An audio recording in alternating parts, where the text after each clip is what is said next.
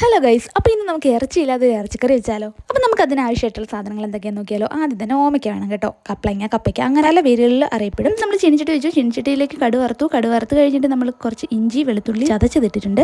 അതൊന്ന് ചൂടായി വരുമ്പോഴത്തേക്ക് ചെറുതായിട്ട് അരിഞ്ഞ് വെച്ച് ചെറിയ ഉള്ളിയും കൂടി ഇട്ട് കൊടുക്കാം. അതൊന്ന് നന്നായിട്ട് വഴണ്ടി വന്നപ്പോഴത്തേക്ക് നമ്മൾ കുറച്ച് പച്ചമുളകും തക്കാളിപ്പഴം കൂടി ഇട്ട് കൊടുത്തിട്ടുണ്ട്. അപ്പോൾ ഇതിനെ ഒന്ന് വാടി വരുമ്പോഴത്തേക്ക് നമുക്ക് പൊടി ഐറ്റംസ് എല്ലാം ചേർത്ത് കൊടുക്കാം. ആദ്യം തന്നെ ഞാൻ മഞ്ഞപ്പൊടി ഇട്ട് കൊടുത്തിട്ടുണ്ട്.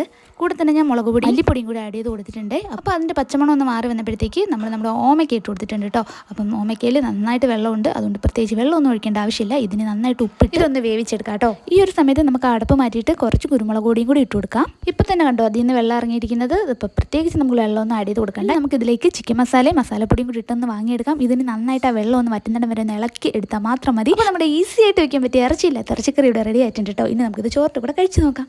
അപ്പോൾ ഇത് ചോറിൻ്റെ കൂടെയും ചപ്പാത്തിയുടെ കൂടെ കഴിക്കാൻ ബെസ്റ്റാണ് കേട്ടോ. വേറെ ഒരു കറിയും വേണ്ട. അപ്പോൾ എനിക്ക് എന്തായാലും ഇഷ്ടപ്പെട്ടിട്ടുണ്ട്. നിങ്ങൾക്ക് വീഡിയോ ഇഷ്ടമായാലും മറക്കല്ലേ.